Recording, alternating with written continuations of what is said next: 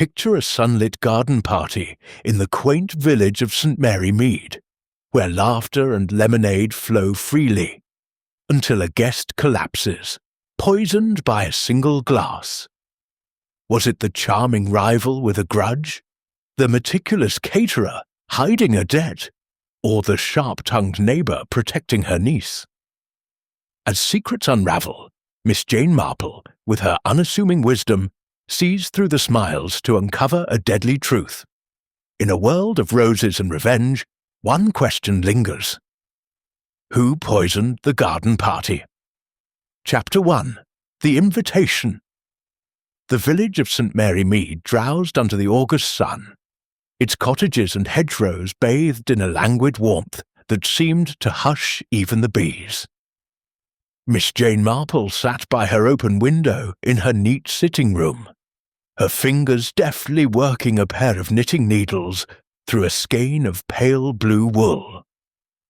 The rhythmic click of the needles was a counterpoint to her thoughts, which wandered as freely as the sparrows flitting across her garden. She was not, however, entirely absorbed in her knitting. Her sharp blue eyes, undimmed by age, followed the postman as he cycled down the lane, his satchel bulging with the day's deliveries. He paused at the gate of Miss Marple's cottage, Chalcot Lodge, and slipped an envelope through her letterbox. Miss Marple set aside her knitting and crossed the room with the unhurried grace of one who knew the value of patience. The envelope was of fine cream stock, addressed in a bold, looping hand. She recognized it at once as the work of Mrs. Eleanor Bantry, the new mistress of Danemead House, a widow of considerable means and even greater enthusiasm.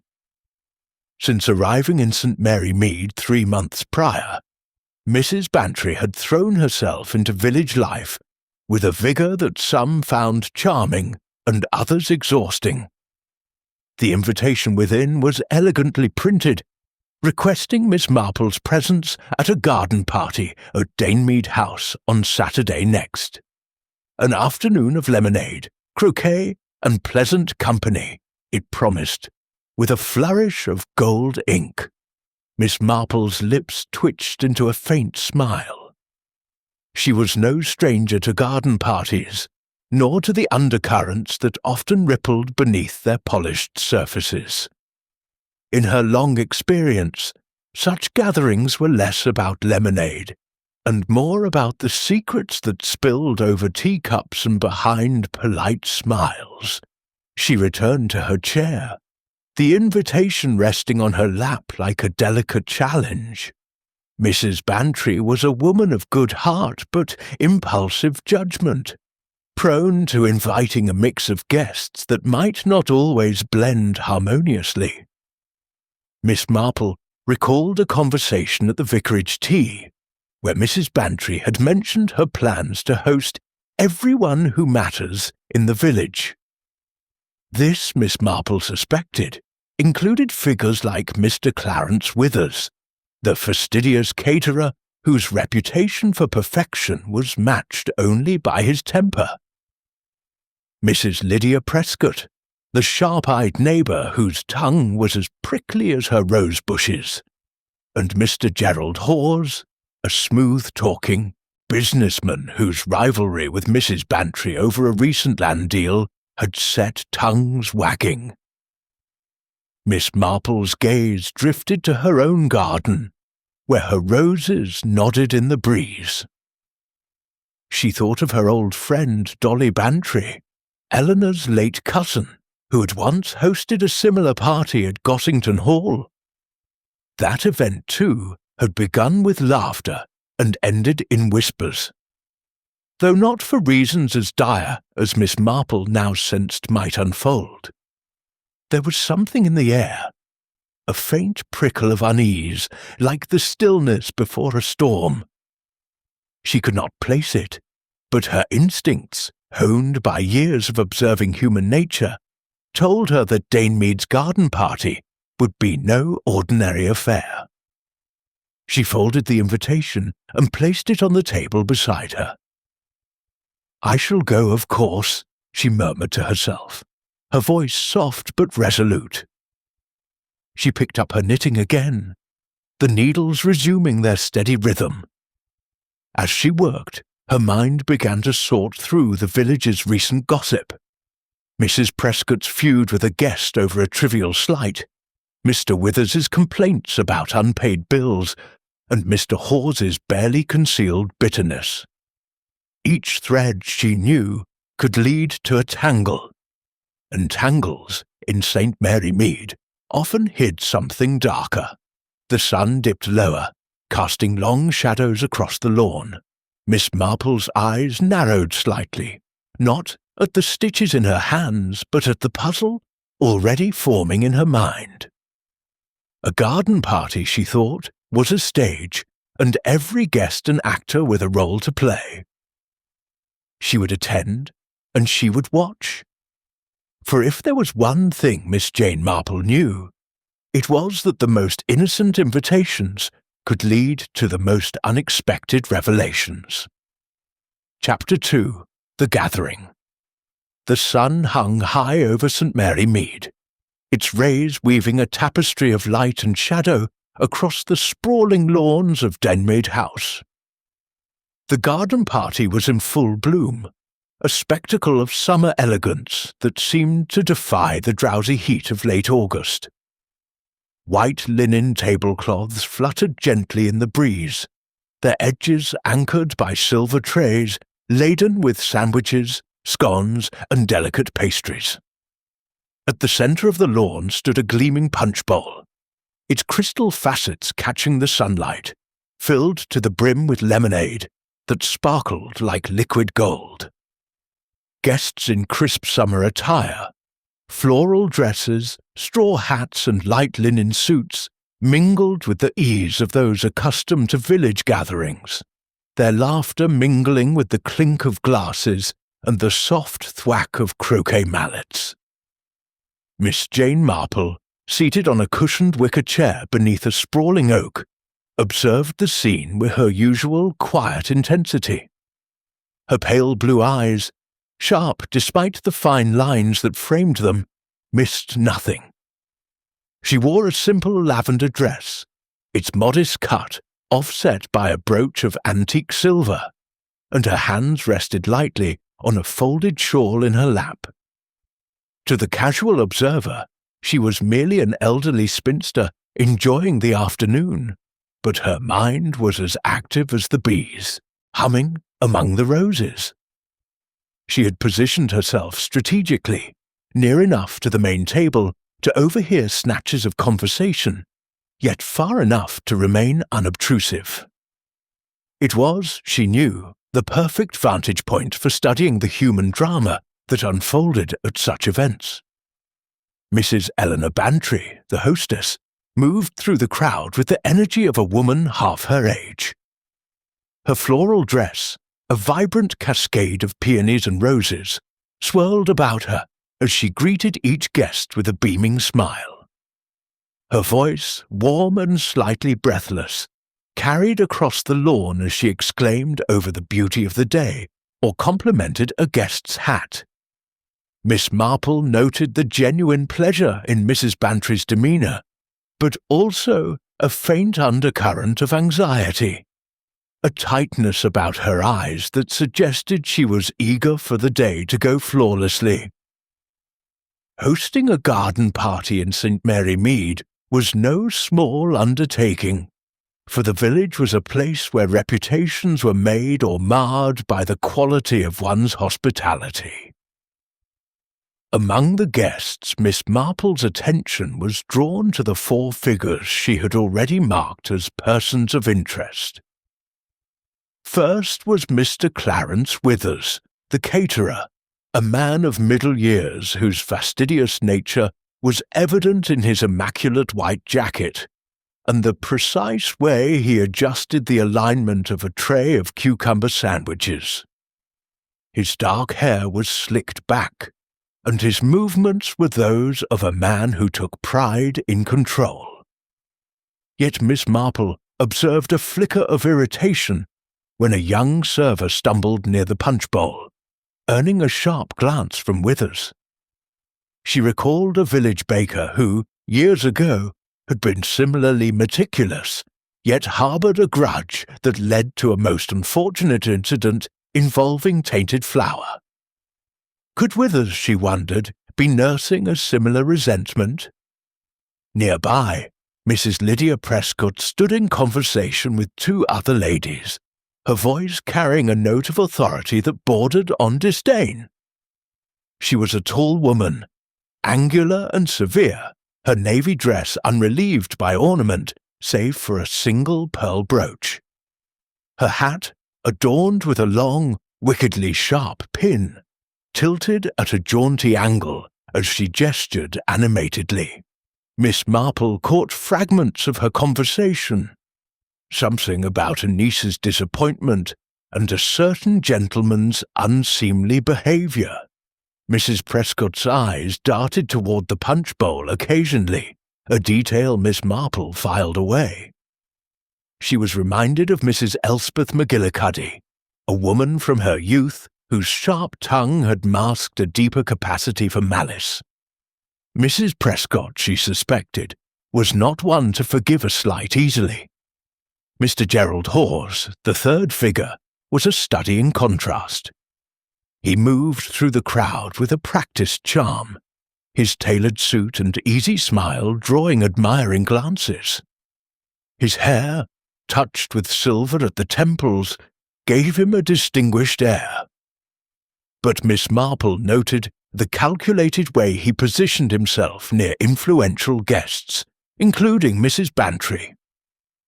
His rivalry with the hostess was no secret. In St. Mary Mead, their competition over a parcel of land near the village had been the subject of much speculation. Hawes's laughter rang out as he recounted an anecdote, but Miss Marple saw the way his gaze lingered on the punch bowl, then flicked away as if conscious of being watched. She thought of a young man from her village days, charming but ruthless, who had sabotaged a rival's prospects with a smile. Hawes, she sensed, was a man who played his cards close. The fourth figure, Mr. Arthur Langley, was the guest who would soon become the centre of the day's tragedy. He was a jovial man in his late 40s, with a ruddy complexion and a hearty laugh that carried across the lawn. His linen suit was slightly rumpled, as if he cared little for appearances, and he held court near the croquet hoops, regaling a small group with tales of his travels.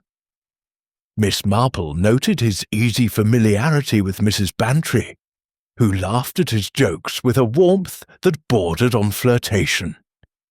Yet she also observed Mrs. Prescott's scowl when Langley passed by, and the way Withers's shoulders stiffened when Langley clapped him on the back.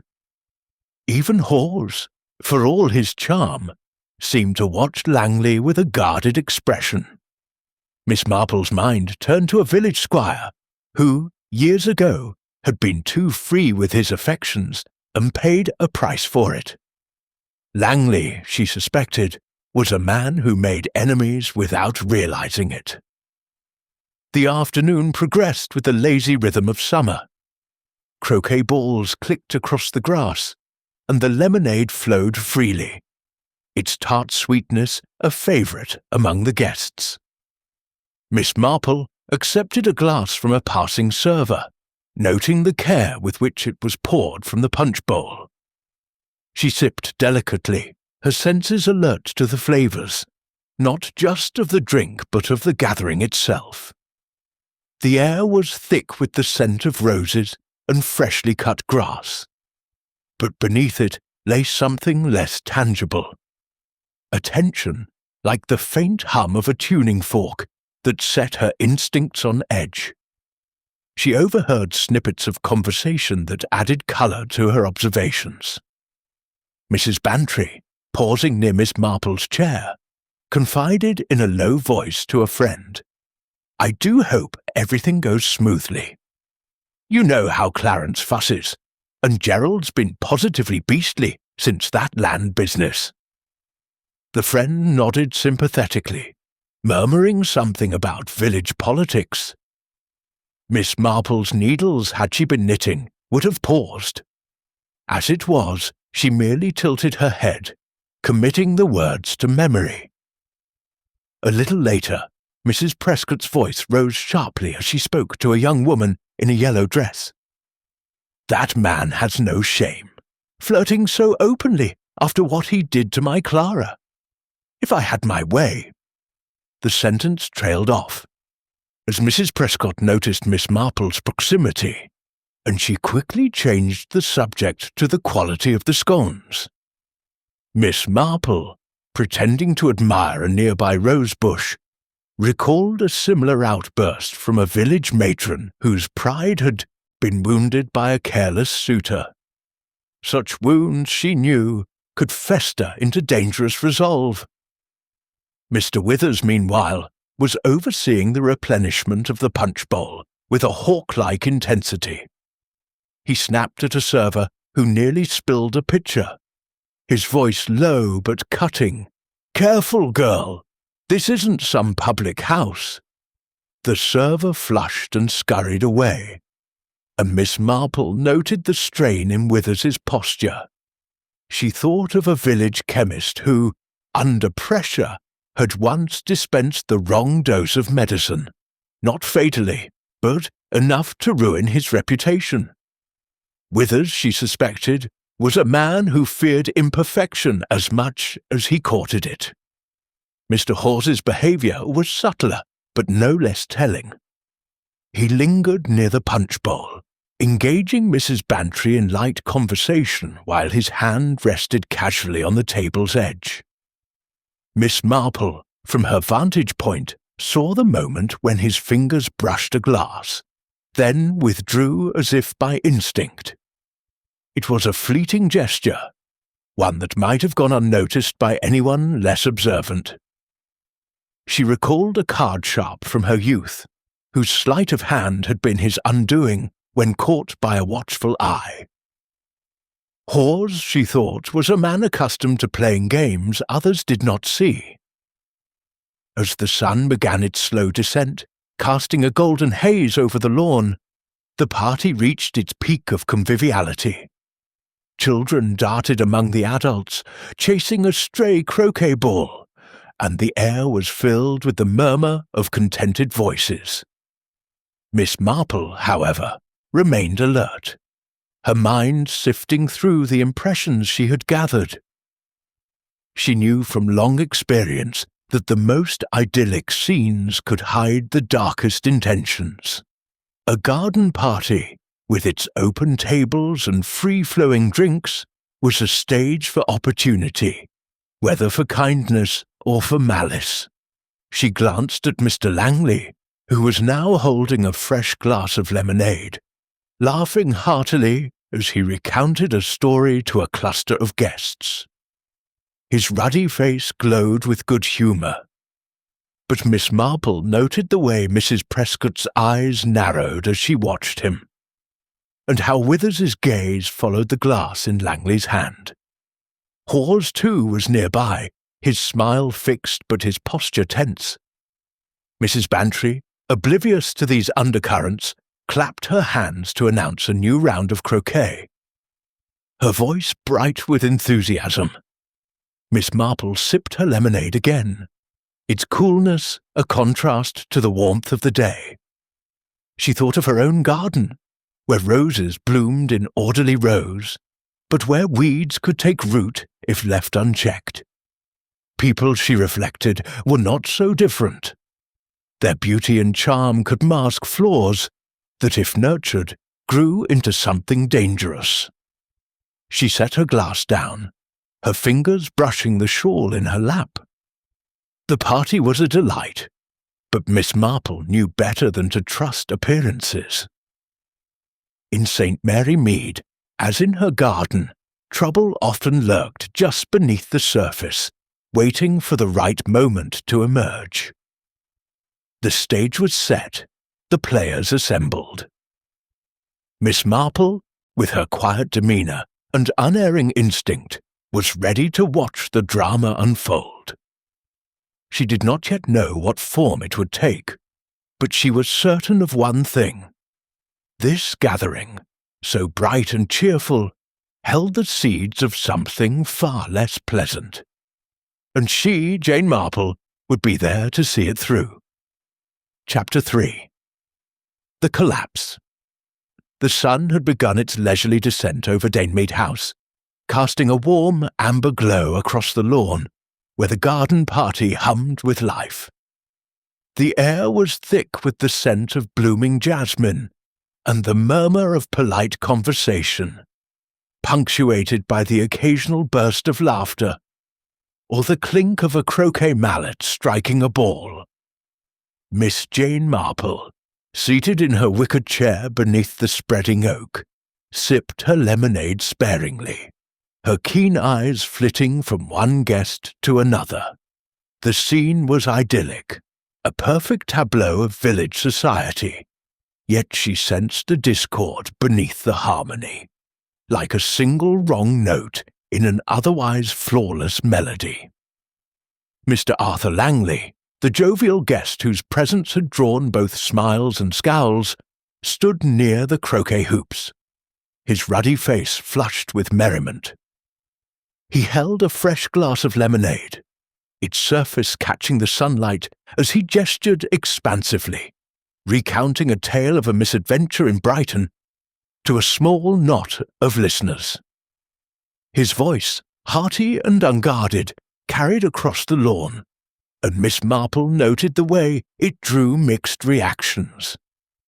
Mrs. Bantry's amused chuckle, Mrs. Prescott's pursed lips, and Mr. Withers's fleeting grimace as he passed with a tray of pastries. Mr. Hawes, standing a little apart, watched Langley with a smile that did not quite reach his eyes. The punch bowl, the centrepiece of the refreshment table, gleamed invitingly, its contents replenished regularly by Mr. Withers's attentive staff. Guests helped themselves freely, and the servers, young women in crisp aprons, moved among the crowd with pitchers to refill glasses. Miss Marple, ever observant, noted the ease with which anyone might approach the table, the bowl unguarded for moments at a time as the servers bustled about. She thought of a village fete years ago, where a jar of preserves had been tampered with during a similar lapse in attention. The memory lingered, sharpening her focus on the present. It was then, as the clock in the hall of Danemead House chimed 4, that the idyllic afternoon shattered. Mr. Langley, mid-sentence in his story, paused abruptly. His hand holding the glass trembled, and a look of confusion crossed his face. The glass slipped from his fingers, shattering on the grass with a delicate tinkle, and a strangled cry escaped his lips. He clutched at his throat, his ruddy complexion turning ashen, and before anyone could react, he crumpled to the ground, his body convulsing briefly before lying still. A gasp rippled through the crowd, followed by a stunned silence. Then chaos erupted. Mrs. Bantry let out a sharp cry, her hands flying to her mouth as she rushed forward. "Arthur! Oh heavens, what's happened?" Guests surged toward the fallen man, their voices a jumble of alarm and disbelief. Miss Marple remained in her chair, her posture unchanged but her senses heightened, taking in every detail of the scene unfolding before her. Dr. Haydock, a local physician who'd been enjoying a quiet conversation near the rose arbor, pushed through the crowd with professional calm. He knelt beside Langley, his fingers searching for a pulse, while his sharp eyes scanned the man's face. The doctor's expression grew grim, and he leaned closer, sniffing faintly at Langley's lips. "Poison," he said quietly, his voice cutting through the murmurs like a blade.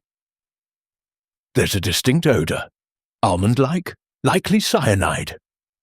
The word poison sent a fresh wave of shock through the guests. Mrs. Bantry staggered back, her face pale, and was steadied by a friend. "Poison? In my house? Oh, this is dreadful!" she wailed, her voice trembling with a mix of horror and indignation. Miss Marple, watching closely, noted the genuine distress in her hostess's eyes, but also the way her gaze darted toward the punch bowl, as if seeking a culprit in its sparkling depths. Mr. Withers, who had been supervising a server near the table, froze, his hands clenching the edge of a tray. His usually composed features were taut, and Miss Marple saw a flicker of something, fear perhaps or guilt, cross his face before he masked it with a look of concern. He stepped forward, barking at his staff to clear the table of drinks. "No one touch the lemonade," he ordered, his voice sharper than necessary. Miss Marple recalled a village grocer who, when accused of selling spoiled milk, had reacted with similar defensiveness, only to be found culpable later. Mrs. Prescott, standing a little apart, observed the scene with an expression that struck Miss Marple as curiously detached. Her angular face betrayed no panic, only a slight tightening of her lips, as if she were assessing the situation rather than reacting to it. She adjusted her hatpin with a deliberate motion, her eyes flicking toward the fallen Langley, and then away, as if dismissing him. Miss Marple thought of a spinster from her youth, whose calm exterior had hidden a vindictive streak when crossed. Mrs. Prescott's composure, she mused, was worth noting.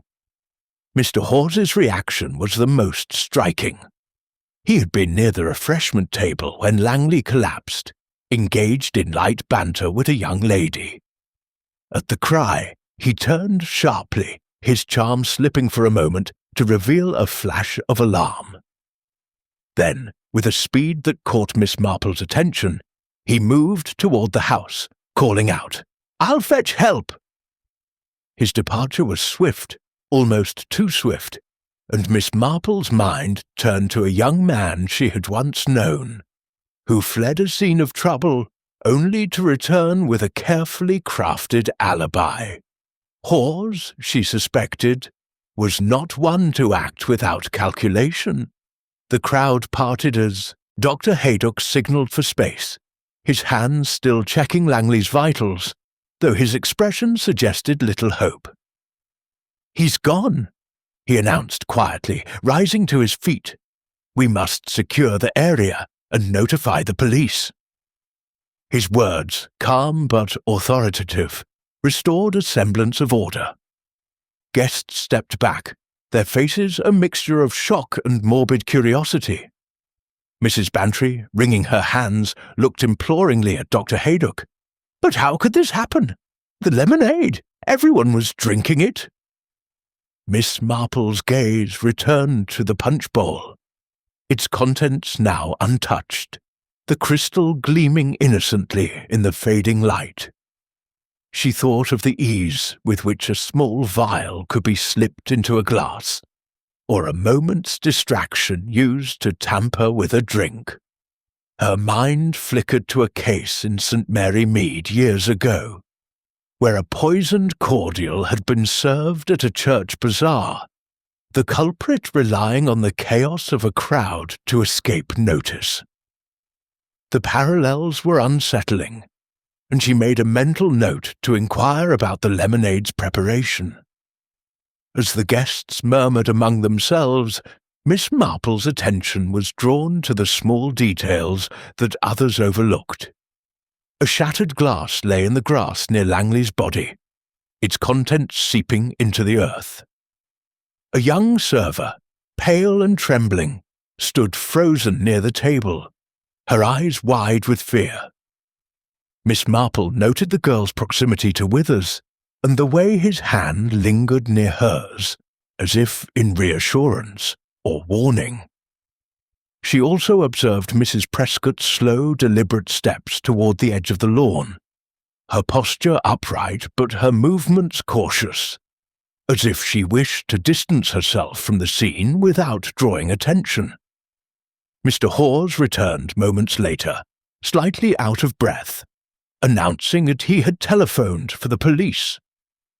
His face was composed now, his charm restored, but Miss Marple saw the way his eyes scanned the crowd, as if gauging their reactions. She thought of a card game she had once witnessed, where a player's too quick recovery from a loss betrayed his intent to cheat. Hawes, she decided, bore watching. Mrs. Bantry, regaining some of her composure, began ushering guests toward the house, her voice strained but resolute. "Please, everyone, let's move inside. The police will want to speak with us, I'm sure." Her eyes met Miss Marple's for a moment, and there was a plea in them, as if she hoped the elderly spinster might offer some insight to dispel the nightmare that had descended on her party. Miss Marple gave a slight nod, her expression serene but her mind racing. As the crowd dispersed, Miss Marple remained seated, her hands folded calmly in her lap. She watched as Dr. Haydock covered Langley's body with a tablecloth, a makeshift shroud that lent a grim finality to the scene. The lawn, so recently alive with laughter, now felt heavy with suspicion. Miss Marple's thoughts turned to the village, to the countless small dramas she had witnessed over the years. A poisoning, she knew, was no random act. It required intent, opportunity, and a motive rooted in the tangled roots of human nature. Jealousy, revenge, or perhaps a deeper grudge. She rose slowly, her shawl draped over her arm, and moved toward the house with the unhurried gait of one who knew the value of observation. The police would come, questions would be asked, but Miss Marple knew that the truth often lay in the fleeting glances, the unguarded moments, the things left unsaid.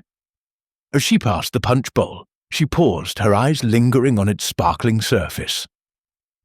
A garden party, she reflected, was a mirror of the village itself, bright and orderly on the surface, but with shadows lurking beneath. And she, Jane Marple, was determined to uncover them. Chapter 4. The investigation begins.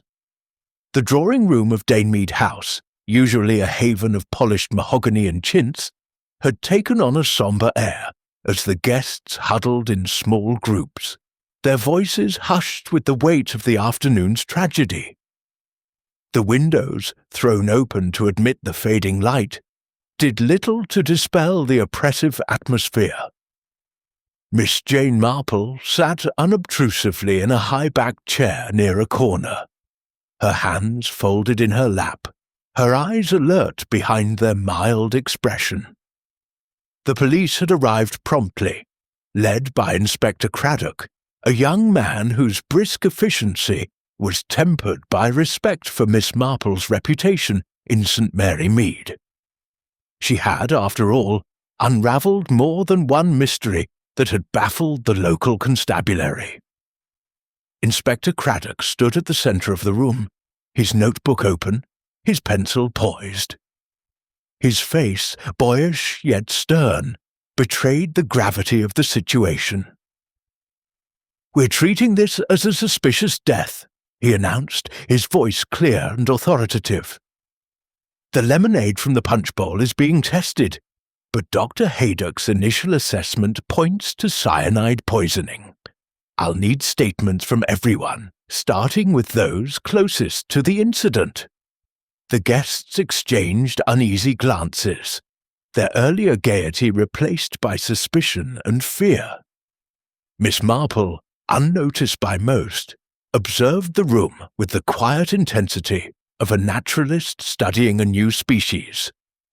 She noted the way Mrs. Eleanor Bantry, still pale from shock, twisted a lace handkerchief in her hands, her eyes darting nervously toward the door as if expecting further calamity. Mr. Clarence Withers, the caterer, stood rigidly near a sideboard, his fingers drumming a silent rhythm on its polished surface. Mrs. Lydia Prescott, seated on a sofa with her back ramrod straight, fixed her gaze on a point in the distance, her lips set in a thin line. Mr. Gerald Hawes, by contrast, leaned casually against a bookcase, his charm intact but his eyes wary, as if calculating his next move. Craddock began with Mrs. Bantry, who rose unsteadily to recount her role. "I oversaw the lemonade's preparation myself," she said, her voice trembling slightly. "It was made fresh this dough, morning, lemons, sugar, water, nothing else.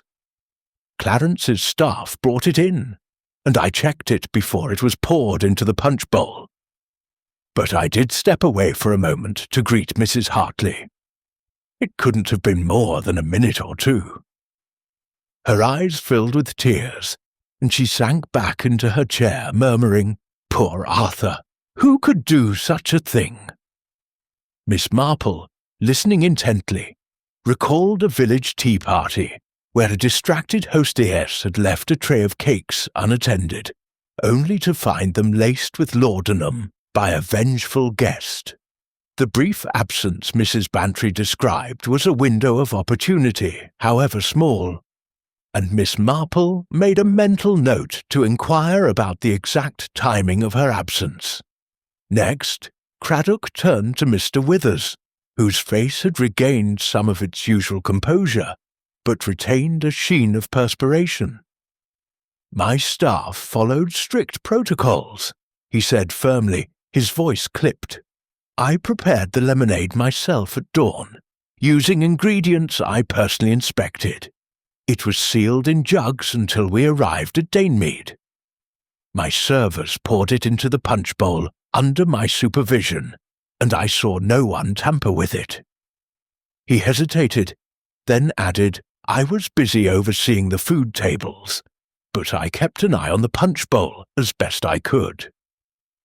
His tone was defensive, and Miss Marple noted the slight tremor in his hands, reminiscent of a village chemist she had known who grew flustered when his integrity was questioned. Mrs. Prescott was called next, and she rose with the dignity of a woman accustomed to scrutiny. "I was engaged in conversation most of the afternoon," she said coolly, her eyes meeting Craddock's without flinching. "I spoke with Mrs. Hartley and Miss Collins about the village fete, and I adjusted my hat-pin near the refreshment table at one point, but I had no reason to touch the lemonade. I scarcely knew Mr. Langley, though I was aware of his reputation."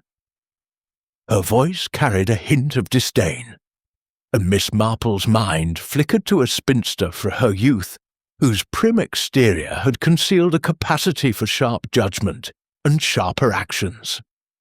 Mr. Hawes was the last of the primary suspects questioned, and he stepped forward with a disarming smile. "I'm afraid I don't have much to offer, Inspector," he said smoothly. "I was mingling, enjoying Mrs. Bantry's hospitality. I did fetch a glass of lemonade for myself near the time of the incident, and I recall handing one to Mr. Langley when he asked for a refill, but I assure you, I had no part in anything sinister." His tone was light, but Miss Marple caught the way his eyes flicked toward the other suspects, as if gauging their reactions. She thought of a young man from St. Mary Mead, who had once deflected suspicion with similar charm, only to be found hiding a stolen watch. Craddock, satisfied for the moment, dismissed the guests to await further questioning, but he approached Miss Marple before leaving the room. "Miss Marple," he said, quietly, "you've a knack for seeing what others miss. If you have any insights, I'd be grateful to hear them." His tone was respectful, almost deferential, and Miss Marple inclined her head, her expression serene. "I shall keep my eyes open, Inspector," she replied softly. "People are not always what they seem, and a garden party, like a village, has its shadows." Craddock nodded, recognizing the wisdom in her words, and left to oversee the collection of evidence from the lawn. As the guests dispersed, Miss Marple remained in her chair, her mind sifting through the statements she had heard. Mrs. Bantry's brief absence from the punch bowl was a critical detail, for it suggested a moment when someone could have acted unseen. Mr. Withers's insistence on his staff's diligence was plausible, but his agitation hinted at something unspoken, perhaps a fear of being blamed, or something more personal. Mrs. Prescott's detachment was intriguing. Her mention of adjusting her hatpin near the table raised the possibility of a discreet act, though her motive remained unclear. And Mr. Hawes's casual admission of handling Langley's glass was too convenient, too smoothly delivered, to be taken at face value. Miss Marple's thoughts turned to her own village experiences, where small acts of malice often hid behind polite facades. She recalled a case involving a poisoned jar of honey at a church bazaar, where the culprit had relied on the bustle of a crowd to mask their deed. The punch bowl, so central to the party, was a similar focal point. Its accessibility, both its charm and its danger.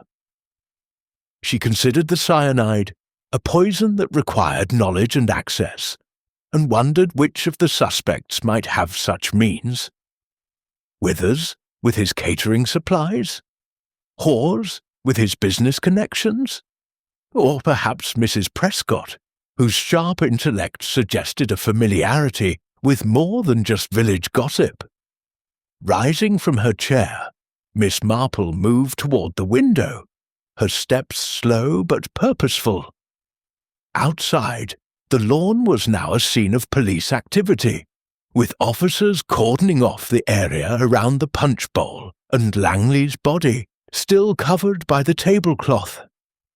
She watched as a young constable collected the shattered glass, handling it with care to preserve any traces of poison. Her mind, however, was not on the physical evidence, but on the human one. The glances, the hesitations, the unguarded moments that revealed more than words. She thought of Mrs. Bantry's distress, genuine but tinged with fear for her reputation. Of Withers's defensiveness, which could stem from pride or guilt. Of Mrs. Prescott's icy calm, which might conceal a deeper resentment. And of Hawes's calculated charm, which reminded her of a village swindler who had once convinced all but her of his innocence. Each suspect, she knew, held a piece of the puzzle, and it was her task to fit them together. As she turned back to the room, now nearly empty, Miss Marple's lips curved into a faint smile. The investigation had begun, and while Inspector Craddock would follow the evidence, she would follow the people. For in St. Mary Mead, as in any village, the truth lay not in the grand gestures, but in the quiet corners, where motives and opportunities intertwined like the threads of her knitting. And Miss Jane Marple, with her unassuming presence and unerring instinct, was determined to unravel them. Chapter 5. The Host's Burden. The morning after the garden party, St. Mary Mead awoke to a village abuzz with whispers. The tragedy at Dunmead House had spread like wildfire, each retelling embellished with speculation about poison, motives, and the unfortunate Mr. Langley. Miss Jane Marple, however, was not one for idle gossip. She sat in her cosy sitting room at Chalcot Lodge, her knitting needles idle for once, as she pondered the events of the previous day. The invitation to the garden party lay on the table beside her, its gold ink now seeming a touch too ostentatious for the grim outcome it had preceded. She had decided to pay a call on Mrs. Eleanor Bantry, sensing that the hostess, in her distress, might reveal more than she had under Inspector Craddock's formal questioning. Danemead House, usually a beacon of cheer, seemed subdued as Miss Marple approached. The roses still bloomed vibrantly along the path, but the air felt heavy, as if the house itself mourned the loss of its festive spirit. Mrs. Bantry's maid, a nervous girl named Rose, showed Miss Marple into the morning room, where the widow sat at a small writing desk, her face pale and her eyes red-rimmed. A tray of untouched tea sat nearby, the cup cold and neglected. "Oh, Miss Marple," Mrs. Bantry exclaimed, rising with a start. "How kind of you to come! I'm in such a state, I hardly know what to do." Her voice, usually so full of vigour, was brittle, and she gestured helplessly toward a chair. Miss Marple settled herself, her lavender dress neat and her expression one of quiet sympathy. She knew from long experience that a distressed soul often spoke truths that a composed one concealed, and she was prepared to listen. "It's dreadful, simply dreadful," Mrs. Bantry continued, sinking back into her seat. "Poor Arthur, dead in my garden, and poison of all things. The village will never let me forget it. I wanted this party to be perfect, to show everyone that Danemead could be as grand as Gossington Hall was in Dolly's day. And now this."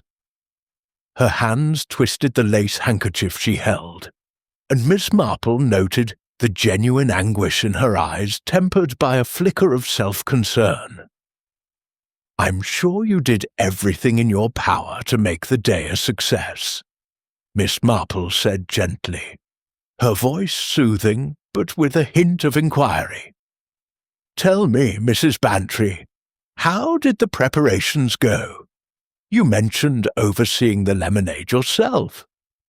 Mrs. Bantry nodded, her expression a mix of pride and defensiveness. "I did. I was up at dawn, checking every detail. Clarence Withers brought the lemonade in sealed jugs, and I watched his girls pour it into the punch bowl. I tasted it myself, nothing but lemons and sugar, I swear. But then Mrs. Hartley arrived, and she wanted to discuss the church bazaar, so I stepped away to greet her. It was only a moment, Miss Marple, I promise." Her voice rose, and she leaned forward, as if pleading for understanding. Miss Marple inclined her head, her mind turning over the timeline. A moment's absence, however brief, was enough for a quick hand to act. She recalled a village fete where a distracted organizer had left a tray of tarts unattended, only to find them laced with a sleeping draught by a disgruntled rival. "And during that moment," she asked softly, "did you notice anyone near the punch bowl?" Mrs. Bantry frowned, her brow furrowing as she tried to recall. "I was facing the house, talking to Mrs. Hartley. I didn't see the table directly, but I think Mr. Hawes was nearby, chatting with someone.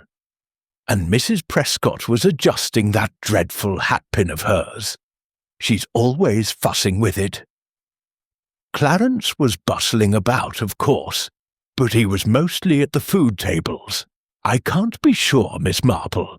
It all happened so fast." Miss Marple nodded, her expression serene, but her thoughts sharp. The mention of Mr. Hawes and Mrs. Prescott near the punch bowl aligned with her own observations, and she filed the detail away. "You've had some trouble with Mr. Hawes, I understand," she said, her tone conversational but probing. "Something about a land deal?" Mrs. Bantry's eyes widened, and a flush crept into her cheeks. "Oh, you've heard about that?" "Yes, it was rather unpleasant. Gerald, Mr. Hawes, wanted to buy a plot near the river for some business venture, but Arthur Langley convinced me it would be better for the village if I bought it instead, for a community garden. Gerald was furious.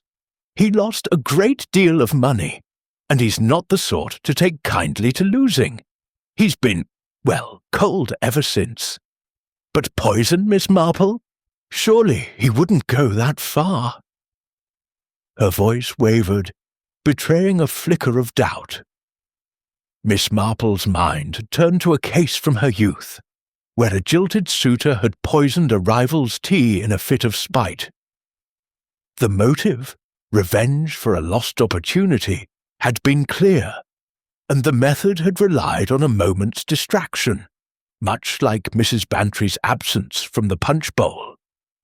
"People can surprise us," she said mildly, "when pride or profit is at stake. But tell me, was Mr. Langley particularly close to you? He seemed a favourite at the party." Mrs. Bantry hesitated, her fingers tightening on the handkerchief. "Arthur was charming in his way. He had a knack for making one feel special. We talked often about village matters, and he was always full of ideas. But he could be careless, too. I heard he'd upset Mrs. Prescott's niece, Clara, with some foolish flirtation. And Clarence wasn't fond of him either. Something about an unpaid bill from a previous event. But I never thought." She trailed off, her eyes filling with tears again. Miss Marple leaned forward slightly, her voice gentle but firm. "You mustn't blame yourself, Mrs. Bantry. Whoever did this took advantage of your hospitality, not your oversight. But if you'll permit me, I'd like to ask one more thing. Did you notice anything unusual about the punch bowl or the glasses after you returned from greeting Mrs. Hartley?" Mrs. Bantry shook her head slowly. "Nothing stood out. The bowl was full. The glasses were being handed out, as usual. I didn't think to check closely. I was so caught up in playing hostess. Oh, Miss Marple, what if I could have stopped it?" Her voice broke, and she buried her face in her handkerchief. Miss Marple reached out, patting her hand reassuringly. There. You couldn't have known, but you've given me much to think about." She rose, her movements unhurried, and added, "I shall speak with Inspector Craddock. He's a capable young man, but he may benefit from a nudge in the right direction." Mrs. Bantry managed a weak smile. "You're very kind, Miss Marple. If anyone can make sense of this, it's you. I just want this nightmare to end." As Miss Marple left Danemead House, the morning sun cast long shadows across the lawn, and she paused to glance at the spot where Mr. Langley had fallen. The grass was still trampled, a silent testament to the chaos of the previous day. Her mind was busy, weaving together the threads of Mrs. Bantry's account. The land deal with Mr. Hawes was a strong motive, rooted in financial loss and wounded pride. Mrs. Prescott's niece and Mr. Withers's unpaid bill suggested other grudges, smaller but no less potent. And the punch bowl, left unattended for that critical moment, was the perfect stage for a calculated act. She thought of a village grocer she had known, whose resentment over a debt had led him to tamper with a customer's order. The method had been simple. A pinch of something slipped into a jar, but the intent had been deadly. Mr. Hawes, with his business connections, might have access to cyanide, perhaps through industrial means. Mrs. Prescott's hatpin so innocently adjusted, could have been a tool for discreet tampering. And Mr. Withers, with his intimate knowledge of the lemonade's preparation, could not be ruled out, despite his protests. Miss Marple walked slowly back to Chalcot Lodge, her mind as clear as the morning sky. She would telephone Inspector Craddock and suggest he look into Mr. Hawes's financial dealings, particularly any connections to chemicals like cyanide. But she would also keep her own counsel, watching and listening as only she could. For in St. Mary Mead, the truth was often found in the quiet moments, over a cup of tea, in a fleeting glance, or in the shadow of a grudge that refused to fade. And Miss Jane Marple, with her unerring sense for such shadows, was determined to bring it to light. Chapter 6. The Caterer's Precision. The High Street of St. Mary Mead, with its quaint shops and orderly charm, seemed untouched by the shadow cast over Danemead House. Yet Miss Jane Marple knew that beneath the village's serene surface, whispers of the poisoning were spreading like ripples in a pond. She walked with her usual unhurried step toward Withers's catering, a small but impeccably kept establishment where Mr. Clarence Withers reigned supreme. Her lavender dress and neat hat blended seamlessly with the village scene, but her mind was far from the mundane errands of her neighbours. She had decided to pay Mr. Withers a visit, sensing that his meticulous nature might conceal more than it revealed. The shop's bell jingled as she entered, and the air was filled with the comforting aroma of freshly baked scones and the faint tang of citrus. The interior was a model of precision. Glass cases displayed rows of pastries aligned with military exactness, and a polished counter gleamed under the soft light of a chandelier. Behind it stood Mr. Withers himself, his white jacket pristine, his dark hair slicked back as if no strand dared defy his authority. He was arranging a tray of petits fours with the focus of a jeweller setting diamonds. But at the sound of the bell, he looked up, his expression shifting from concentration to polite deference. "Miss Marple," he said, his voice smooth but with a trace of wariness. "What a pleasure. I hope you're not here to complain about the sandwiches from yesterday's affair." His attempt at levity fell flat, and Miss Marple noted the slight tightening of his jaw, as if he regretted the jest. "Not at all, Mr. Withers," she replied, her tone gentle and disarming. "Your sandwiches were, as always, delightful. I've come to compliment you on your work and to ask a little about the lemonade. Such a tragedy. What happened to poor Mr. Langley?" She adjusted her shawl, her eyes meeting his with a look of innocent curiosity that belied the sharpness of her intent. Withers's hands paused over the tray, and for a moment his composure flickered. "A tragedy indeed," he said, setting down a petit four with exaggerated care. "I've told Inspector Craddock everything. The lemonade was prepared under my direct supervision, fresh lemons, sugar, water, nothing more. I sealed the jugs myself and delivered them to Danemead. My staff poured them into the punch bowl, and I checked it before the guests arrived. I can't imagine how it was tampered with." His voice was firm, but Miss Marple caught a defensive edge, like that of a village schoolmaster she had once known, who protested his innocence too loudly when accused of misplacing funds. "I'm sure your work was impeccable," Miss Marple said soothingly. "You're known for your precision, after all. But tell me, who handled the lemonade after it was poured?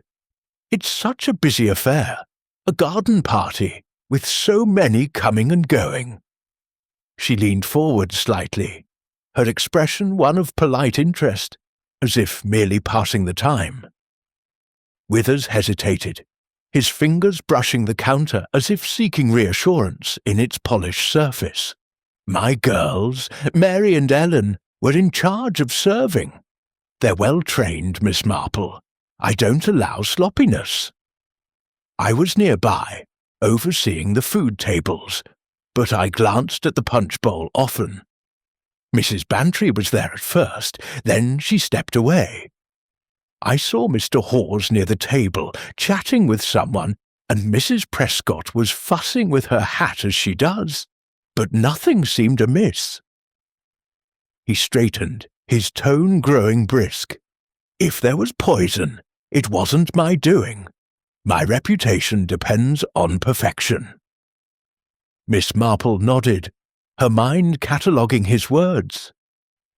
The mention of Mr. Hawes and Mrs. Prescott near the punch bowl corroborated Mrs. Bantry's account, but Withers's insistence on his reputation struck her as telling. She recalled a village baker whose pride in his craft had masked a deeper insecurity, leading him to tamper with a rival's dough to secure a contract. "Of course," she said, "your reputation is well earned. But I heard Mr. Langley have been less than prompt with a bill from one of your previous events. That must have been trying for you." Withers's face darkened and his hands stilled completely. "Langley owed me for a dinner party last month," he admitted, his voice low. "He promised to pay but kept putting it off. Said he was waiting on some deal. It was irritating, I won't deny, but I'd hardly poison a man over a few pounds." He forced a laugh, but it sounded hollow, and Miss Marple's eyes narrowed slightly, though her smile remained unchanged. "Money can be a sore point," she said mildly, "especially for a man of your standards, but I'm sure it was nothing serious." She paused, then added, "Did anyone else have access to your supplies before the party? Your kitchen must be a busy place." Withers relaxed slightly, as if relieved to shift the conversation. "Only my staff. I keep a tight ship, Miss Marple. The lemons were delivered fresh from the greengrocer, and I checked them myself. The jugs were stored in my locked pantry until we left for Danemead. No one could have tampered with them without my knowledge." His tone was confident, but Miss Marple noted a faint hesitation, as if he were reassuring himself as much as her. At that moment, a young woman, Mary, one of Withers's servers, emerged from the back room, carrying a tray of tarts. She was slight, with nervous eyes that darted toward Withers before settling on the counter. Miss Marple, ever observant, caught the girl's quick glance and the way Withers's posture stiffened. "Mary," he said sharply, "mind the display. Those tarts aren't even." The girl flushed and hurried to adjust them, her hands trembling slightly. Miss Marple's mind flickered to a village seamstress who had once covered for her employer's misdeeds out of fear. "Your staff seem very dedicated," she said, her voice warm. "Mary was at the punch bowl yesterday, wasn't she? Such a responsible task, serving so many guests." Withers nodded, his expression softening. "She's a good girl, if a bit timid. She poured the lemonade under my watch. Ellen was with her most of the time. They know better than to let anyone near the table without my say-so." But his eyes flicked toward Mary again, and Miss Marple sensed a thread of unease. She lingered a moment longer, asking about the recipe for the lemonade, a question designed to keep Withers talking while she observed. As he described the precise measurements of sugar and lemon, she watched Mary, who seemed to shrink under her employer's scrutiny. The girl's nervousness, Miss Marple thought, might stem from the shock of the poisoning, or from something she had seen or done at the punch bowl. Thanking Withers for his time, Miss Marple left the shop, the bell jingling behind her. The high street was quiet now, the morning shoppers dispersing, but her mind was far from still. Withers's precision was both his strength and his potential weakness. A man so obsessed with control might act rashly to protect it, especially if provoked by a debt or a slight to his professional pride. The unpaid bill from Langley was a motive, however small, and Miss Marple recalled a village grocer who had once laced a rival's goods with salt over a similar grievance. Yet Withers's claim that the jugs were sealed and his pantry locked seemed plausible, unless someone on his staff, Mary perhaps, had been less vigilant than he believed. She decided to share her thoughts with Inspector Craddock, suggesting he investigate Withers's supply chain and question his staff, particularly Mary, who might know more than she let on. As she walked back to Chalcot Lodge, the sun climbing higher in the sky, Miss Marple's thoughts turned to the broader canvas of the case. The punch bowl, the brief window of opportunity, the cyanide, all pointed to a deliberate act planned with care. Withers, with his access to the lemonade, was a piece of the puzzle, but so were Hawes's calculated charm and Mrs. Prescott's icy reserve. Each suspect, she knew, held a key to the truth, and it was her task to find where they fit. In her mind's eye, she saw the village as a garden, its neat rows hiding weeds that could choke the unwary.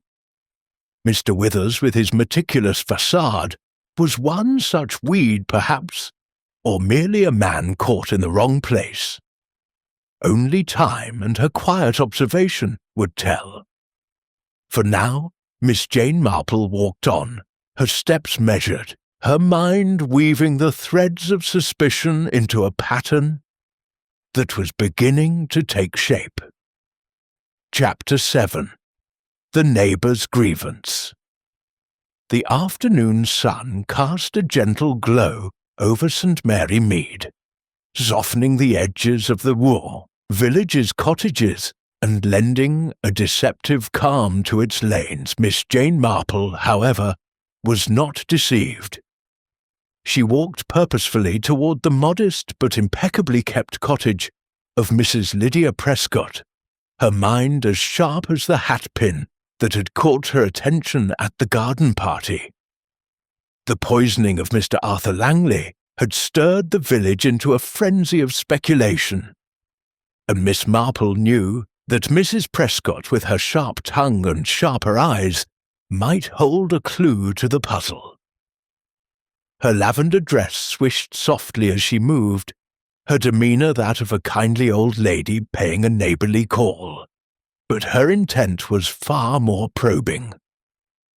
Mrs. Prescott's cottage was a study in austerity, its garden free of weeds, its windows gleaming with recent polishing. The door was answered by a young maid, who ushered Miss Marple into a parlour that was as severe as its mistress. Plain furniture, a single vase of tightly arranged roses, and a mantelpiece unadorned save for a framed photograph of a young woman with a wistful expression. Mrs. Prescott herself sat by the window, her navy dress as crisp as ever, her hands busy with embroidery. She looked up as Miss Marple entered, her angular face registering surprise, then a guarded politeness. "Miss Marple," she said, setting aside her needlework, "this is unexpected. I suppose you're here about that dreadful business at Danemead." Her voice was cool, with a hint of disdain, as if the tragedy were an inconvenience to her orderly existence. She gestured to a chair, and Miss Marple settled into it, her shawl draped neatly over her lap. "I hope I'm not intruding," Miss Marple said, her tone mild but her eyes keen. "Such a shocking event, and so close to home. I thought you might have some insight, Mrs. Prescott, being so observant of village affairs." The compliment was calculated, and she saw a flicker of pride in Mrs. Prescott's expression, before it was masked by her usual reserve. "I saw nothing out of the ordinary," Mrs. Prescott said briskly, picking up her embroidery again, such as if to distance herself from the conversation. "I was busy talking with Mrs. Hartley and Miss Collins most of the afternoon. The lemonade was served, people came and went, and then that man collapsed. A terrible scene, but hardly my concern." Her needle moved with precision, but Miss Marple noted the slight tension in her fingers, as if the act required more effort than usual. Miss Marple tilted her head, her expression one of gentle curiosity. "Of course, you were occupied with your friends, but I couldn't help overhearing you mention something about Mr. Langley and your niece, Clara. It sounded as though he'd caused her some distress." She paused, letting the silence invite confidences, a tactic she had perfected over years of village visits. Mrs. Prescott's lips tightened, and her needle paused mid-stitch. "Clara is a sensitive girl," she said sharply. "Langley was a flirt, always making promises he didn't keep. He led her to believe he was serious, took her to tea a few times, then dropped her without a word. She was heartbroken, poor child. I told her he wasn't worth her tears, but you know how young girls are." Her voice carried a bitter edge, and Miss Marple recalled a village matron who had once sabotaged a suitor's garden over a similar slight to her daughter. "How painful for Clara," Miss Marple said sympathetically. "And for you, to see her so upset. I noticed you were near the punch bowl at one point, adjusting your hat-pin, such a striking accessory. It must be difficult to manage in a crowd." Her tone was conversational, but her eyes were fixed on Mrs. Prescott, watching for any telltale reaction. Mrs. Prescott's hand froze, and for a moment her composure wavered. "My hat-pin. Oh, it's always slipping. I was merely setting it right. I had no reason to touch the lemonade, Miss Marple. I'm not one for meddling in other people's affairs." Her words were firm, but Miss Marple caught the faintest quiver in her voice, like that of a village spinster she had known who had denied tampering with a rival's preserves, only to be caught by a stray crumb. "Of course," Miss Marple said, her smile unwavering, "but it must have been difficult, seeing Mr. Langley so carefree at the party after what he did to Clara.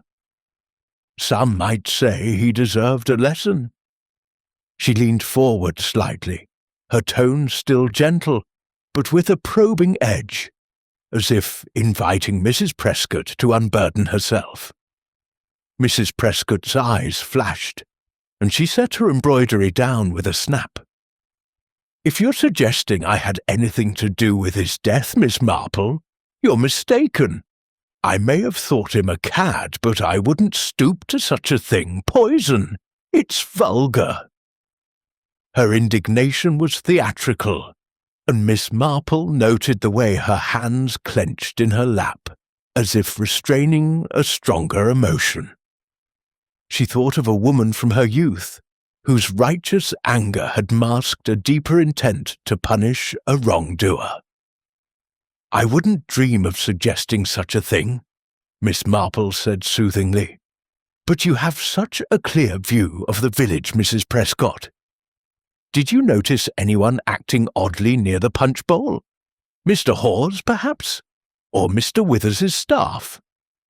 She kept her voice light, as if merely gossiping, but her question was a net cast carefully over troubled waters.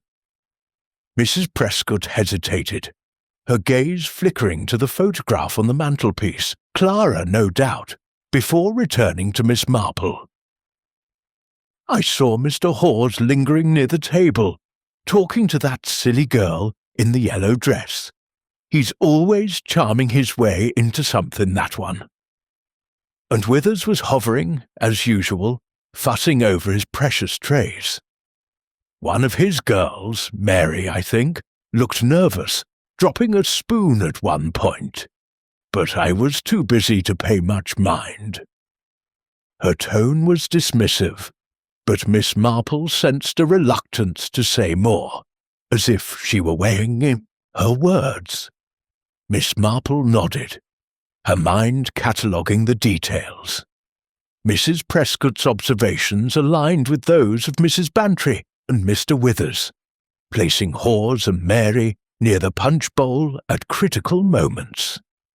The mention of Mary's nervousness was particularly intriguing, echoing Miss Marple's own suspicions about the young server. She thought of a village girl who had once confessed to a small theft under pressure from a domineering employer. Could Mary have seen something or done something under Withers's influence? "You've been most helpful," Miss Marple said, rising with a smile. "I won't take more of your time. I do hope Clara is recovering from her disappointment." Her words were kind, but her eyes lingered on Mrs. Prescott's face, noting the faint flush that rose to her cheeks at the mention of her niece. Mrs. Prescott stood, her posture rigid. "Clara will be fine," she said curtly. "She's stronger than she looks. Good day, Miss Marple." The dismissal was polite but firm, and Miss Marple inclined her head, sensing that further questions would yield little for now. As she stepped out into the warm afternoon, Miss Marple's thoughts were busy. Mrs. Prescott's resentment toward Langley was palpable, rooted in a protective love for her niece. The hatpin, so casually adjusted, was a perfect tool for a discreet act. Perhaps a drop of poison slipped into a glass during a moment of distraction. Yet her indignation seemed too polished, almost rehearsed, reminding Miss Marple of a village actress who had once played the innocent while hiding a stolen brooch. Mrs. Prescott's calm at the party, contrasted with her sharp reaction now, suggested a woman capable of control, but also of calculation. Miss Marple decided to share her observations with Inspector Craddock, urging him to question Clara about Langley's behaviour and to examine Mrs. Prescott's movements more closely. The hatpin, in particular, warranted attention. It was an unlikely weapon, but Miss Marple knew from experience that the most innocuous objects could serve the darkest purposes. She recalled a case where a knitting needle had been used to conceal a theft, its ordinariness making it invisible to suspicion. As she walked back to Chalcot Lodge, the village seemed to close ranks around its secrets, the cottages and hedgerows silent witnesses to human frailties. Mrs. Prescott was a piece of the puzzle, her grievance a thread that might lead to the truth, or merely to another tangle. Miss Marple's mind, as ever, was a quiet loom, weaving together the strands of motive and opportunity. The poison, the punch bowl, the fleeting moments of the garden party, all were part of a pattern that was slowly emerging.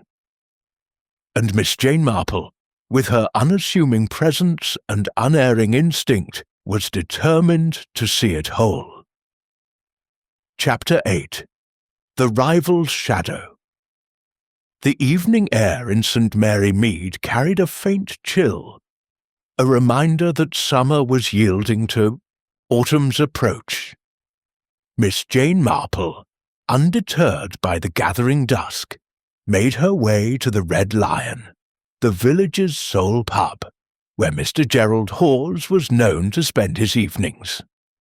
Her lavender dress was concealed beneath a sensible woolen coat, and her hat was pinned firmly against the breeze.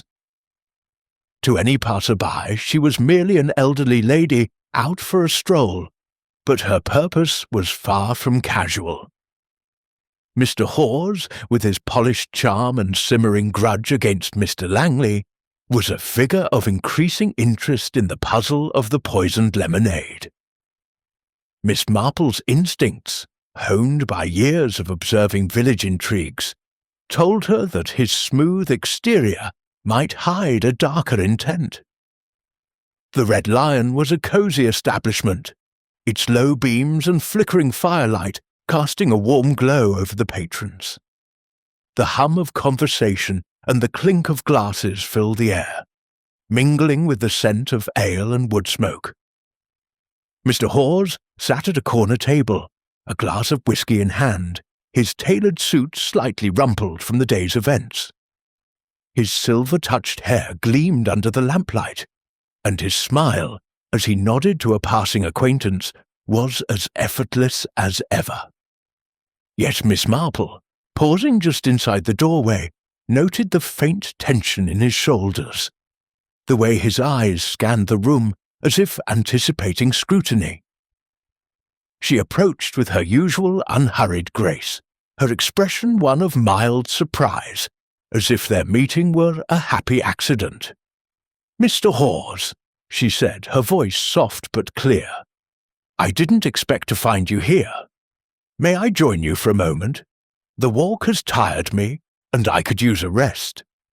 Her request was so disarmingly polite that Hawes had little choice but to gesture to the chair opposite him, though his smile tightened imperceptibly. "Of course, Miss Marple," he said, his tone warm but guarded. "A pleasure, though I'm afraid I'm not the best company tonight. Yesterday's tragedy has us all on edge." He sipped his whisky, his eyes meeting hers briefly before flicking away, as if wary of her gentle scrutiny. Miss Marple settled into the chair, folding her hands in her lap. "Dreadful, isn't it?" she said, her voice laced with sympathy. "Poor Mr. Langley, and at such a lovely party. You were so kind to fetch help when it happened. I saw you near the punch bowl just before, handing him a glass, I believe." Her question was posed with the innocence of a village gossip, but her eyes were sharp, watching for any flicker of unease. Hawes's fingers tightened around his glass, though his smile remained. "Yes, I did give him a glass," he said smoothly. "He asked for a refill, and I was nearby, so I obliged. Nothing more to it, I'm afraid. I wish I'd noticed something amiss, but it was all so sudden." His tone was casual, but Miss Marple caught the slight pause before his answer, reminding her of a young man from her village days who had deflected questions about a missing purse with similar ease, only to be caught later with the evidence. "I'm sure you did all you could," she said, her voice soothing. "It must be difficult, though, with your recent troubles with Mr. Langley. I heard about the land deal. Such a pity it caused friction." She tilted her head, her expression one of kindly concern, but her words were a gentle probe, testing the waters of his composure. Hawes's smile faltered, and for a moment a shadow crossed his face. "Village gossip travels fast," he said, his tone light but with a hint of steel. "Yes, Langley cost me a good deal of money. He persuaded Mrs. Bantry to outbid me on that river plot, and I won't pretend I was pleased. It was a business setback, nothing more.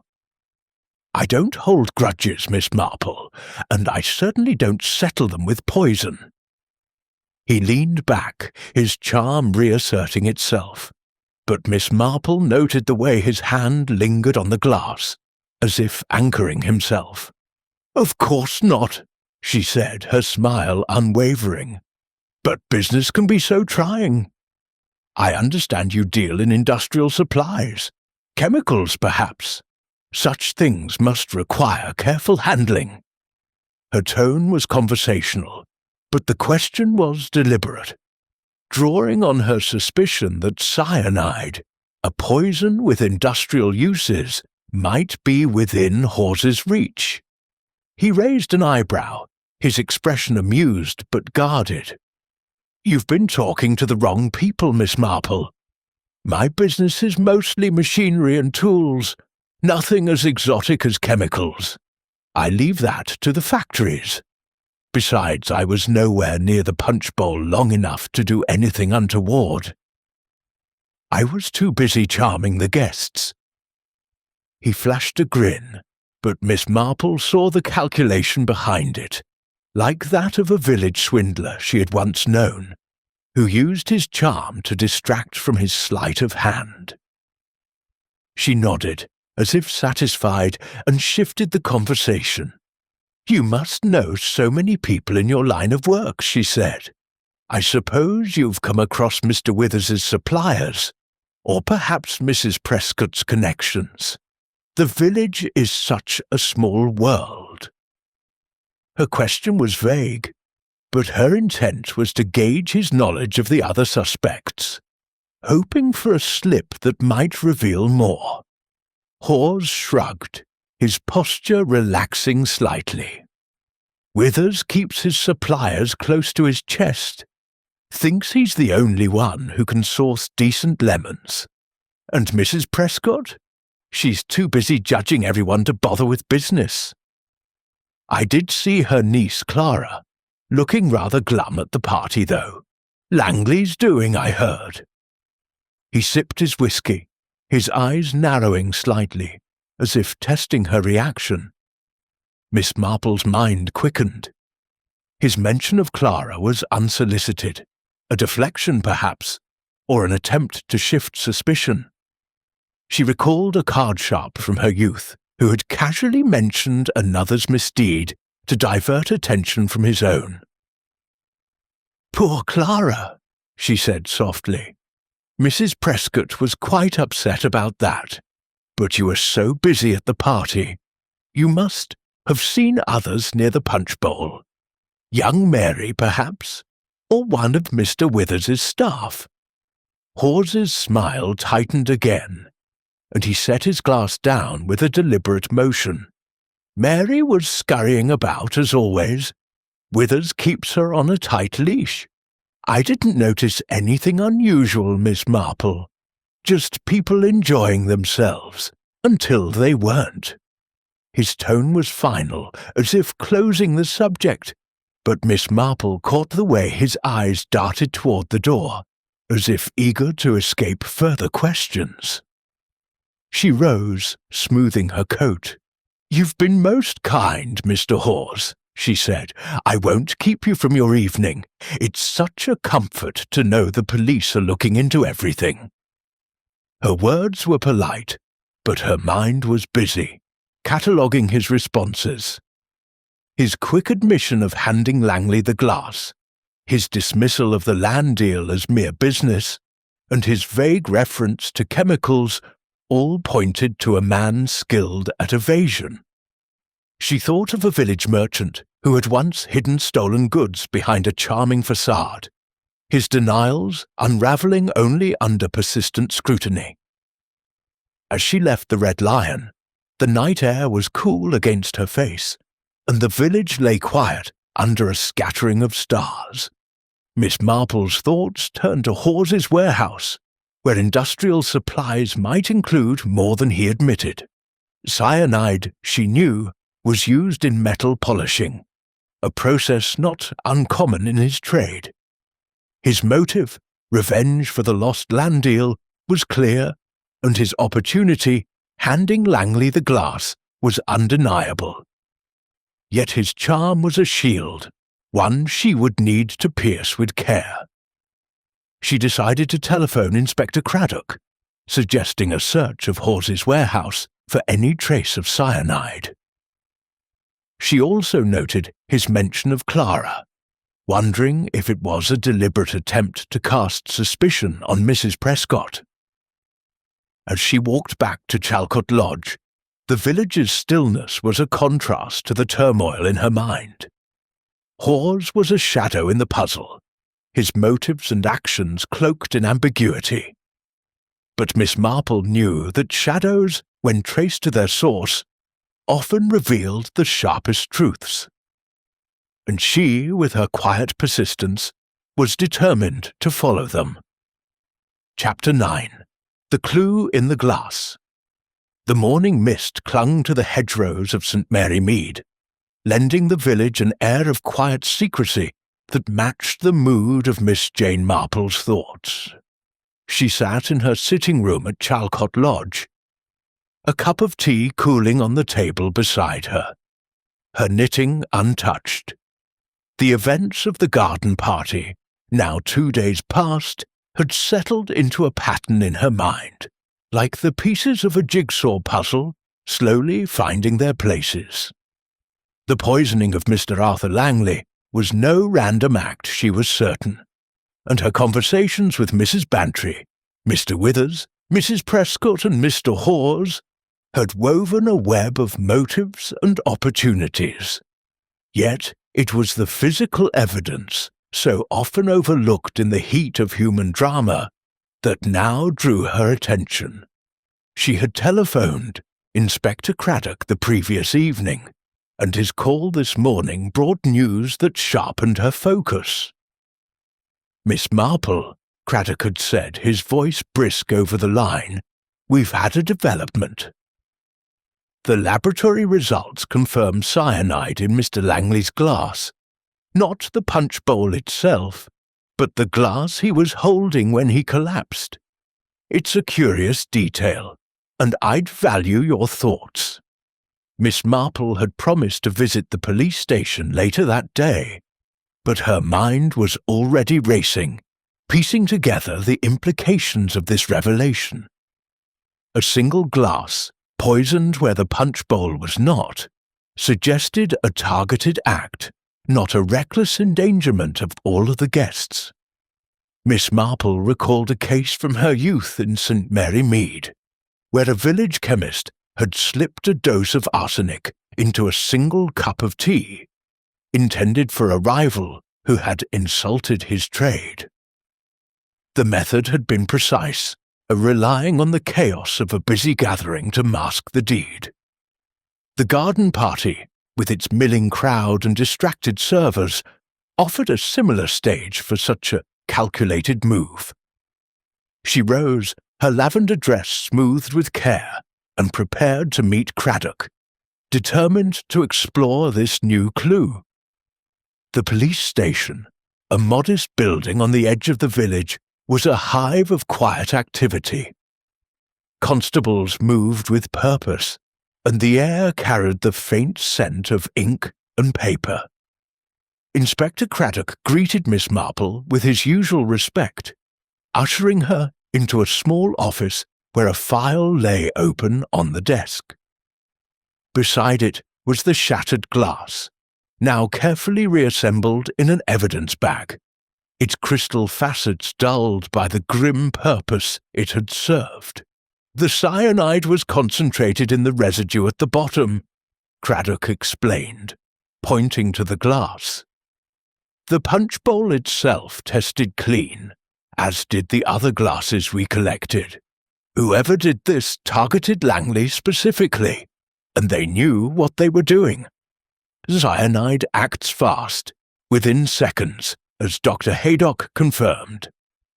His brow furrowed, and he looked to Miss Marple, his expression a mix of frustration and hope. "You've seen these things before, Miss Marple. What do you make of it?" Miss Marple studied the glass, her eyes tracing its jagged edges. "It's very deliberate, Inspector," she said softly. "A poison in one glass, not the bowl, means the culprit had to act quickly and discreetly, in plain sight of a crowd. It's bold, but not reckless. They knew Mr. Langley would take that glass. She paused, her mind drifting to a village bazaar where a poisoned cordial had been handed to a specific guest under the guise of hospitality. Who was seen handling Mr. Langley's glass, or passing it to him? Craddock consulted his notes. Mr. Hawes admitted to handing Langley a glass just before the collapse. He said Langley asked for a refill, and he obliged, taking it from the table. Mrs. Bantry was away greeting a guest at the time. Mr. Withers's staff, Mary and Ellen, were pouring drinks, but Withers claims he was watching them closely. Mrs. Prescott was near the table, adjusting her hat pin, but she denies touching anything. He sighed, rubbing his temple. It's a tangle, Miss Marple. Anyone could have slipped something into that glass, but Hawes seems the most likely, given he handed it over. Miss Marple nodded, her expression serene but her thoughts sharp. Mr. Hawes is certainly a person of interest, she said, but we mustn't rush to conclusions. A glass can be tampered with before it's handed over, or even as it's passed. Tell me, Inspector, have you searched Mr. Hawes's premises yet? His business might give him access to cyanide. She recalled their conversation at the Red Lion, his evasive mention of dealing in machinery, not chemicals, and the shadow of unease in his eyes. Craddock's face lit up. We're planning a search of his warehouse this afternoon, based on your suggestion. If he's got cyanide stashed away, we'll find it. But what about the others? Withers had control of the lemonade, and Mrs. Prescott's grudge against Langley over her niece seems personal. Even Mrs. Bantry could have a motive, though I can't see her poisoning a guest at her own party. Miss Marple's lips twitched into a faint smile. Mrs. Bantry is too open-hearted for such a deed, Inspector. But she was distracted, which gave someone their chance. Mr. Withers's pride in his work makes him defensive, but I wonder if his staff, Mary perhaps, saw something they're afraid to tell. And Mrs. Prescott's composure is telling. She's not one to act rashly, but her protectiveness over Clara could push her to extremes. She paused, her mind turning to a village spinster who had once tampered with a rival's sewing to settle a score. The glass is the key, Inspector. We must recreate the moment it reached Mr. Langley's hand. Craddock's eyes brightened at the suggestion. A reenactment? That could jog someone's memory. I'll arrange for the key witnesses to return to Danemead tomorrow.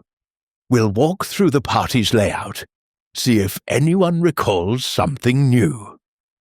He hesitated, then added, You'll join us, won't you, Miss Marple? Your eye for detail is, well, remarkable.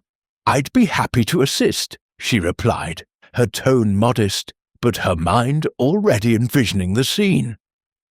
She thought of the punch bowl, gleaming in the sunlight, and the fleeting moments when hands brushed near it, Hawes's casual gesture, Mrs. Prescott's hatpin, Mary's nervous fumble with a spoon.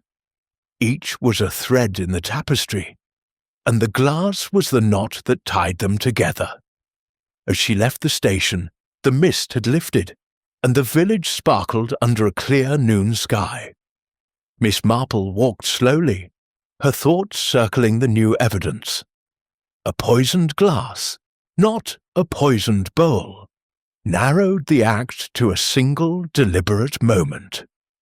She recalled Mr. Hawes's admission of handing Langley the glass, his charm masking a possible intent. Yet Mrs. Prescott's presence near the table and Mary's nervousness suggested other possibilities. Withers, too, could not be dismissed. His control over the lemonade's preparation gave him opportunity, even if the poison was added later. She thought of a village shopkeeper who had once slipped laudanum into a customer's tea, choosing a single cup to avoid suspicion. The method was similar, precise, personal, and reliant on distraction. Hawes, with his motive of revenge over the land deal, was the most obvious suspect, but Miss Marple knew from experience that the obvious was not always the truth. She recalled a case where a quiet housemaid, overlooked by all, had been the culprit, her actions driven by a hidden loyalty. Could Mary, under Withers's influence, or even Mrs. Prescott protecting her niece, have acted in such a way? Miss Marple reached Chalcot Lodge, her mind a quiet whirl of possibilities. She would attend the reenactment, watching not just for what was said, but for what was left unsaid. The glances, the hesitations, the unguarded moments that revealed more than words. The poisoned glass was a clue, but the human heart was the true map to the crime. And Miss Jane Marple, with her unassuming presence and unerring instinct, was determined to follow it to the end. Chapter 10. The Motive Unravelled. The late morning sun bathed the lawn of Danemead House in a soft, forgiving light, but the air held a lingering tension, as if the grass itself remembered the tragedy that had unfolded there. Miss Jane Marple stood near the edge of the garden, her lavender dress and neat hat blending with the subdued elegance of the scene. Inspector Craddock had arranged a reenactment of the critical moments before Mr. Arthur Langley's collapse, and the key figures, Mrs. Eleanor Bantry, Mr. Clarence Withers, Mrs. Lydia Prescott and Mr. Gerald Hawes, had gathered reluctantly, their faces a mix of apprehension and resignation. The punch bowl, now empty, stood on its table, a silent witness to the crime, while a constable marked the spot where Langley had fallen with a small flag. Miss Marple's eyes, sharp behind their mild expression, took in every detail. The positioning of the tables, the paths of the servers, the proximity of each suspect to the punch bowl. She had spent the previous evening reflecting on the poisoned glass, a clue that pointed to a deliberate personal act. The reenactment, she hoped, would illuminate the fleeting moment when the cyanide had been slipped into Langley's drink, and she watched the participants with the quiet intensity of a gardener inspecting her roses for signs of blight. Inspector Craddock, his notebook in hand, addressed the group with his usual brisk authority. "We're here to recreate the moments leading up to Mr. Langley's collapse," he said. "The laboratory confirmed cyanide in his glass alone, not the punch bowl. Someone tampered with that specific glass, and we need to know who was where and when. Please take your positions as you remember them, and walk us through your actions." His tone was firm, but Miss Marple noted the way his eyes sought hers, as if hoping her presence would coax out the truth. Mrs. Bantry, pale but composed, stepped forward first. "I was here, near the punch bowl," she said, pointing to a spot a few feet away. "I'd just checked the lemonade, but then Mrs. Hartley called me over to discuss the bazaar. I walked toward the house. There." She gestured toward the terrace, her voice steady but her hands twisting a handkerchief. Miss Marple nodded, recalling Mrs. Bantry's earlier account of her brief absence, a window of opportunity for the poisoner. Mr. Withers, his white jacket replaced by a sombre suit, took his place near the food tables. "I was overseeing the sandwiches and pastries," he said, his voice clipped. "Mary and Ellen were pouring lemonade, but I kept an eye on them. I didn't see anyone tamper with the bowl or the glasses." His gaze flickered toward Mary, who stood nervously at the edge of the group, her hands clasped tightly. Miss Marple noted the girl's pallor, reminiscent of a village maid who had once confessed to a theft under her employer's stern gaze. Mrs. Prescott, her angular frame rigid, positioned herself near the punch bowl. "I was talking with Mrs. Hartley and Miss Collins, as I told you," she said, her tone cool. "I stepped here to adjust my hatpin. It was slipping, as it often does. I didn't touch the lemonade or any glasses." Her eyes met Craddock's defiantly, but Miss Marple caught a slight tremor in her fingers, as if her composure were a thin veneer.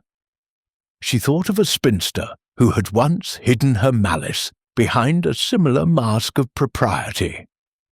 Mr. Hawes, his charm undimmed despite the circumstances, took his place closest to the punch bowl. "I was chatting with Miss Ellis, the girl in the yellow dress," he said smoothly. "Langley asked for a refill, so I picked up a glass from the table and handed it to him. It was a simple favor, nothing more." His smile was disarming, but Miss Marple saw the way his eyes darted toward the others, as if gauging their reactions. She recalled a village swindler who had used such casual gestures to conceal his sleight of hand, and her suspicions deepened. Craddock directed the group to walk through their movements, timing each action with a stopwatch. Mrs. Bantry moved toward the terrace, her absence lasting precisely 45 seconds. Withers bustled between the food tables, occasionally glancing at the punch bowl. Mrs. Prescott lingered near the table, her hand brushing her hatpin in a gesture that seemed almost theatrical. Hawes, with a fluid motion, picked up an imaginary glass and mimed handing it to a constable standing in for Langley. The reenactment was meticulous, and Miss Marple watched closely, her mind reconstructing the scene as it had unfolded on the day of the whodunits party. As the group stepped back, Craddock's face was grim. That window, Mrs. Bantry's absence, gave someone just enough time to act, he said. "Mr. Hawes, you were closest to the glass. Can you confirm no one else touched it before you handed it to Langley?" Hawes's smile tightened. "I took it straight from the table, Inspector. Mary had just poured it. I didn't see anyone else near it." His tone was confident, but Miss Marple noted the way Mary flinched at the mention of her name, her eyes darting to Withers before dropping to the ground. Before Craddock could press further, a constable approached, his face flushed with urgency. "Sir, we've just finished searching Mr. Hawes's warehouse," he said, his voice low but audible to the group. "We found a vial of potassium cyanide in a locked cabinet used for metal polishing. It's being tested, but it matches the type used in the poisoning." A murmur rippled through the group. Mrs. Bantry gasped, her hand flying to her mouth. Withers's face hardened, and Mrs. Prescott's lips pursed, as if she had expected such a revelation. Hawes, however, maintained his composure, though his eyes narrowed. "That's absurd," he said, his voice steady but cold. "I use cyanide for legitimate business purposes, polishing equipment. It's locked away for safety. I had no reason to harm Langley, and I certainly didn't slip anything into his glass." His words were measured, but Miss Marple caught the faintest edge of panic, like that of a village merchant she had known who had protested his innocence too vehemently. Craddock's gaze sharpened.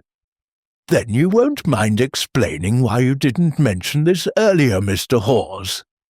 And we have a witness, Miss Ellis, who says you lingered by the punch bowl longer than you claimed, adjusting a glass before handing it to Langley." He turned to the group. "Does anyone else recall seeing Mr. Hawes with the glass?" Mary, the server, hesitated, her face pale. I poured the glass, sir," she stammered, her voice barely audible. "Mr. Hawes took it right after. I didn't see him do anything to it, but I was busy with other guests." Her eyes flicked to Withers, who gave her a stern look, and Miss Marple's mind quickened. Mary's nervousness suggested she might know more, perhaps coerced into silence by her employer's authority. Miss Marple stepped forward, her voice gentle but firm. "Inspector, might I suggest we consider the timing? Mr. Hawes's action was swift, but a practiced hand could slip a small amount of cyanide into a glass in seconds, especially during a distraction. Mrs. Bantry was away, Mr. Withers was occupied, and Mrs. Prescott was focused on her hatpin. The crowd provided cover, and Mr. Hawes was ideally placed." She paused, her eyes resting on Hawes, who met her gaze with a flicker of unease. She thought of a village card sharp who had once palmed a card in full view of a crowd, his movement so smooth that only her watchful eye had caught him. "Mr. Hawes," she continued, "you mentioned the land deal with Mr. Langley cost you dearly. A man of your ambition might find such a loss difficult to forgive." Her tone was mild, but the accusation hung in the air, and she saw Hawes's jaw tighten. "That's speculation, Miss Marple," he said, his charm fraying. "I handed him a glass, nothing more. You can't prove otherwise." But his voice lacked its earlier confidence, and Miss Marple noted the way his hands clenched, betraying a tension he could not mask. Craddock nodded, his expression resolute. "We'll take you in for further questioning, Mr. Hawes. The cyanide in your warehouse and your proximity to the glass make you a person of interest." He signalled to a constable, who stepped forward, and the group dispersed, their faces a mix of shock and relief. Miss Marple remained on the lawn, her thoughts weaving together the threads of the reenactment. The poisoned glass, the cyanide in Hawes's warehouse, and his motive, revenge for the land deal, formed a compelling picture. Yet she knew from experience that the truth could be elusive, like a weed hidden among roses. Mary's hesitation, Withers's stern glance, and Mrs. Prescott's calculated calm still lingered in her mind, suggesting other possibilities. She would watch and listen, as always, for the truth lay in the quiet moments, and Miss Jane Marple was determined to uncover it. Chapter 11. The Confession. The police station at St. Mary Mead, though modest in its red brick simplicity, hummed with a quiet intensity as the investigation into Mr. Arthur Langley's poisoning reached its climax. Miss Jane Marple sat in a straight-backed chair in Inspector Craddock's small office, her lavender dress neatly pressed, her hands folded calmly in her lap. The morning light filtered through a narrow window, casting a soft glow on the desk where a file lay open, its pages filled with notes and evidence reports. Craddock stood by the desk, his youthful face etched with determination, though his eyes betrayed a flicker of fatigue. The discovery of cyanide in Mr. Gerald Hawes's warehouse, coupled with his proximity to the poisoned glass, had shifted the investigation's focus.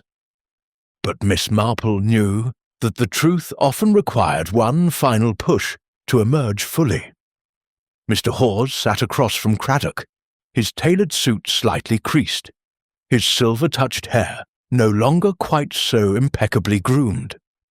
His charm, once a polished shield, had dulled under the weight of scrutiny, and his hands rested tensely on the arms of his chair.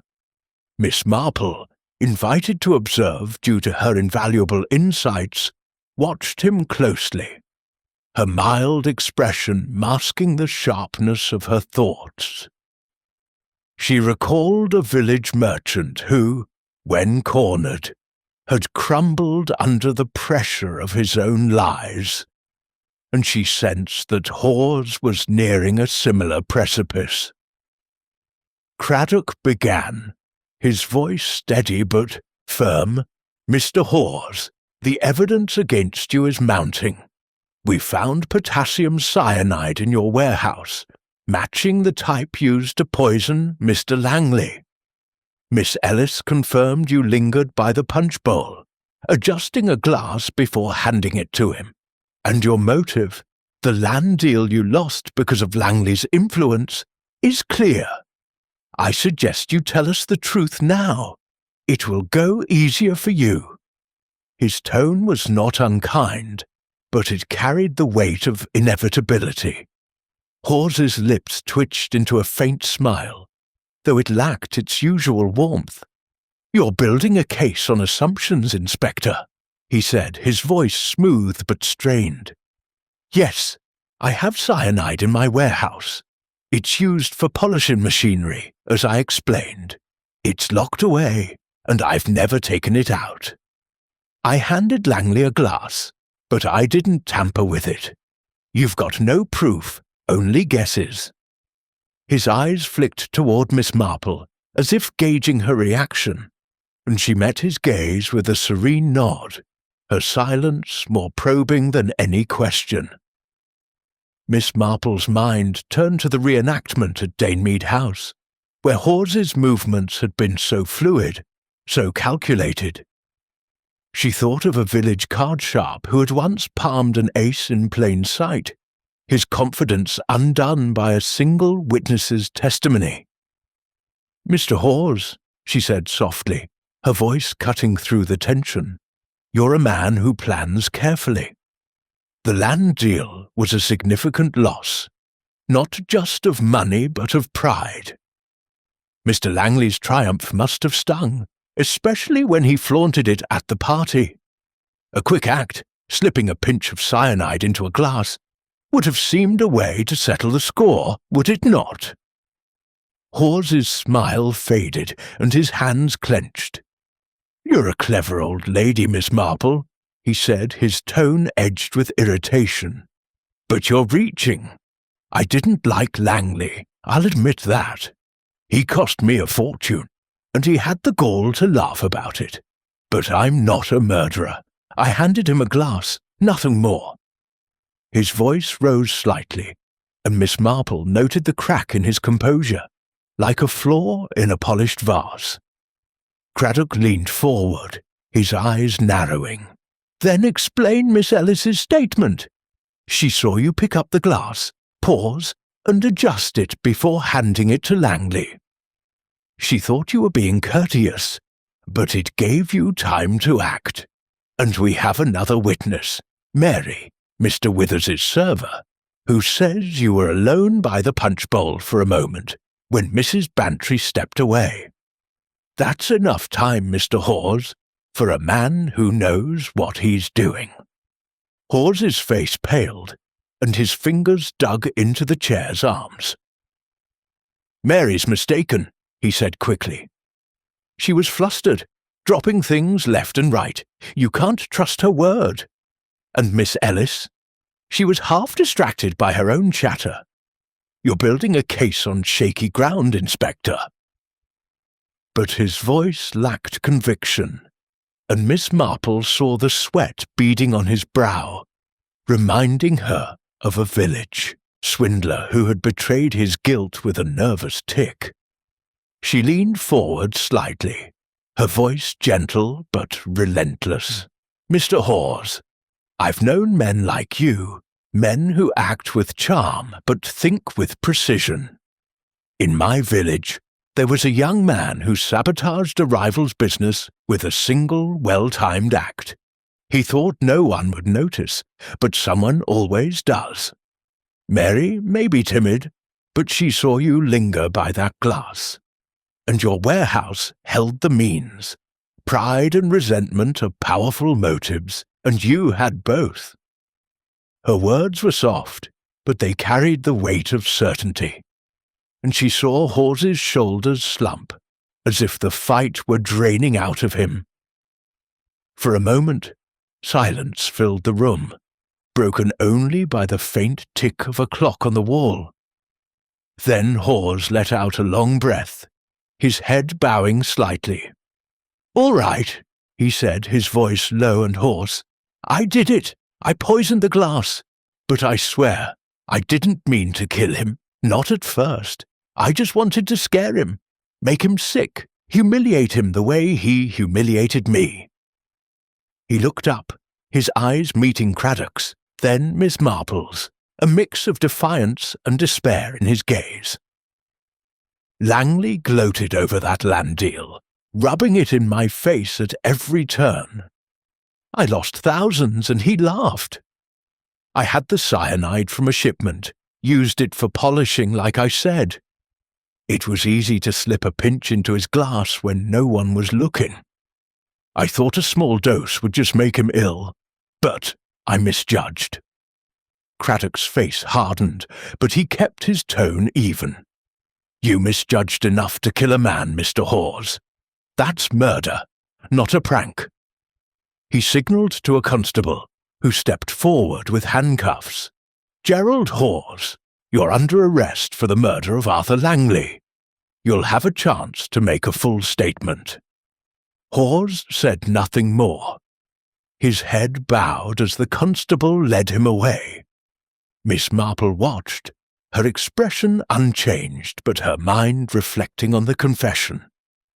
She thought of a gardener in St. Mary Mead who had once poisoned a rival's prize marrows, claiming he only meant to weaken them. Intent, she knew, could be as slippery as truth, and Hawes's claim of wanting only to scare Langley rang hollow. The lethal dose of cyanide spoke of a deeper intent, one born of festering resentment. Craddock turned to her, his expression a mix of relief and admiration. "You were right, Miss Marple. Your nudge about the warehouse and the reenactment broke him. Without you, we might still be chasing shadows." He shook his head, a wry smile tugging at his lips. "How'd you do it? See through people like that?" Miss Marple's lips curved into a faint smile. "People are much the same everywhere, Inspector. In my village, I've seen pride and resentment drive good men to dark deeds. Mr. Hawes thought his charm would shield him, but the truth has a way of slipping through." She rose, smoothing her dress. "You'll want to speak with Mary again, I think.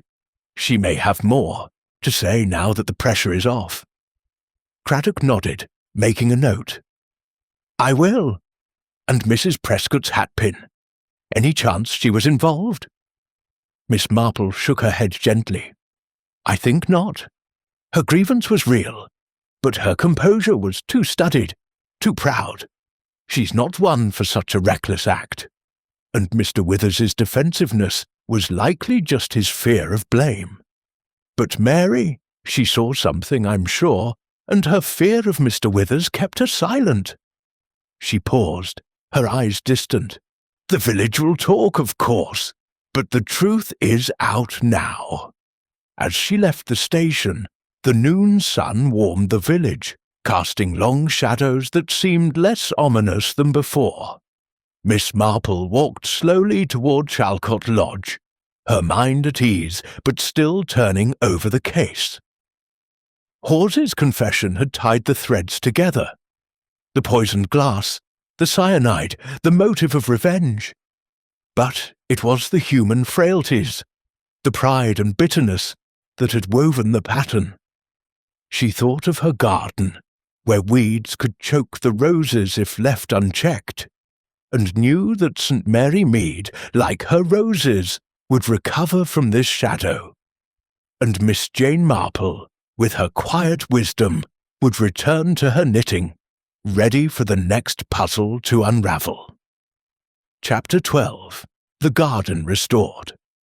The late afternoon sun bathed St. Mary Mead in a gentle glow, softening the outlines of its cottages and casting dappled shadows across the lanes. Danemead House, so recently the stage for tragedy, stood serene once more, its gardens vibrant with the last blooms of summer. Miss Jane Marple walked the familiar path to the house, her lavender dress swaying slightly, her hat pinned firmly against a faint breeze. Mrs. Eleanor Bantry had invited her for tea, a gesture of gratitude for her role in unravelling the mystery of Mr. Arthur Langley's poisoning. The village, though still abuzz with whispers, was beginning to settle, and Miss Marple sensed that this visit would mark the closing of a chapter. The drawing-room of Danemead was a haven of warmth, its chintz curtains drawn back to let in the golden light. A small table was set with a delicate china service, the teapot steaming gently, and a plate of scones and clotted cream offered a comforting contrast to the grim events of the past week. Mrs. Bantry, dressed in a soft green frock that hinted at her returning spirits, greeted Miss Marple with a smile that held both relief and lingering unease. "Oh, Miss Marple," she said, clasping her hands, "I can't thank you enough for coming. You've saved my reputation, you know, not to mention my sanity. Sit, please, and have some tea." Miss Marple settled into a cushioned chair, her shawl draped over her lap, her expression one of quiet contentment. "You're very kind, Mrs. Bantry," she said, accepting a cup of tea. "But it was Inspector Craddock and his men who did the hard work. I merely offered a few observations." Her modesty was genuine, but her eyes twinkled with the knowledge that her gentle nudges had guided the investigation to its conclusion. Mrs. Bantry shook her head, pouring her own tea with a steadier hand than Miss Marple had seen in days.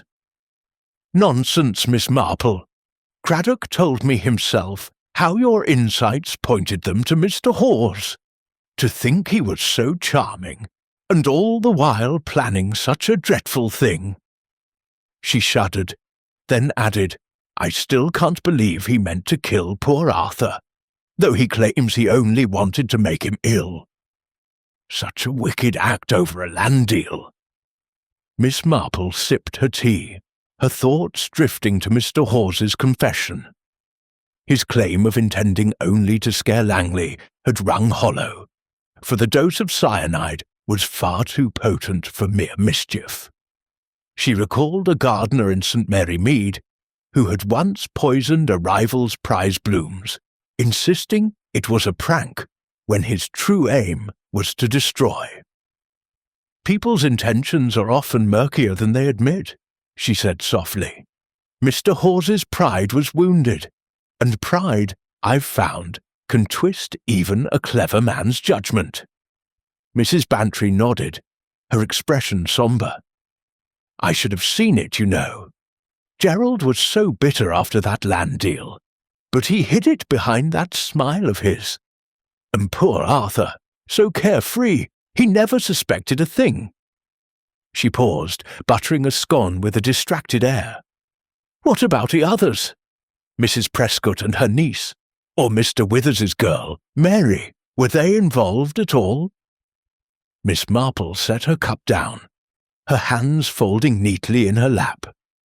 "Mrs. Prescott's anger was real, but she's too proud for such a reckless act as poisoning. Her concern for Clara was fierce, but it found its outlet in sharp words, not deeds. As for Mr. Withers, his defensiveness was born of fear for his reputation, not guilt. Mary, I think, saw more than she admitted, perhaps Mr. Hawes's sleight of hand with the glass, but her fear of Mr. Withers kept her silent until the end. She thought of a village girl. who had once withheld the truth to protect her employer, only to confess when the pressure lifted. Mrs. Bantry sighed, her eyes drifting to the window where the garden lay in peaceful splendour. "I suppose I'll never host another party without looking over my shoulder," she said, half joking, "but I'm determined to try. The village mustn't think I'm cowed by this. I'm planning a small gathering next month, just close friends. You'll come, won't you, Miss Marple?" Miss Marple's lips curved into a gentle smile. "I'd be delighted," she said. "Your gardens are too lovely to be overshadowed by one dark moment." She paused, then added, "Might I offer you a cutting from my own roses? They're hardy, and they'll thrive here. A reminder that beauty can endure." Mrs. Bantry's face brightened, her earlier warmth returning. "Oh, that would be wonderful. I'll plant them by the arbour, where everyone can see them." She reached for another scone, her spirits visibly lifted. "You're a marvel, Miss Marple. The village is lucky to have you." As they sipped their tea, the conversation turned to lighter matters. The upcoming church bazaar, the vicar's new sermon, the antics of a neighbour's cat. But Miss Marple's mind lingered on the case, its threads now neatly tied. The poisoned glass, the cyanide from Hawes's warehouse, the motive of revenge, all had fallen into place, yet it was the human frailties that fascinated her most. Pride, resentment, the need to triumph over a rival. These were the weeds that had choked the garden of Danimid House, and only vigilance had rooted them out. She thought of her own garden at Chalcot Lodge, where roses bloomed in orderly rows, but where weeds could creep in if left unchecked. St. Mary Mead was much the same, its charm hiding secrets that required a careful eye to uncover. Mr. Hawes's downfall was a reminder that even the most polished facade could crack under the weight of truth. Mrs. Prescott's sharp tongue, Mr. Withers's rigid control, Mary's timid silence, each had played a part, not in the crime, but in the tapestry of suspicion that had surrounded it. As she left Danemead House, the sun was dipping low, casting long shadows across the lawn. Miss Marple paused by the gate, her eyes resting on the spot where Langley had fallen. The grass was beginning to recover, new blades pushing through the trampled earth. She smiled faintly, her thoughts turning to the resilience of both gardens and villages. The scandal would fade, the whispers would quiet, and Danemead would bloom again, as would St. Mary Mead. She walked back to Chalcot Lodge, her steps unhurried, her mind at peace. The case was closed, the truth revealed, but Miss Marple knew that the village would always hold new puzzles, new shadows beneath its sunny exterior. For now, she would return to her knitting, her roses, and the quiet rhythm of her days, ready to watch and listen when the next mystery arose. And in St. Mary Mead, with its secrets and its stories, she knew it would not be long.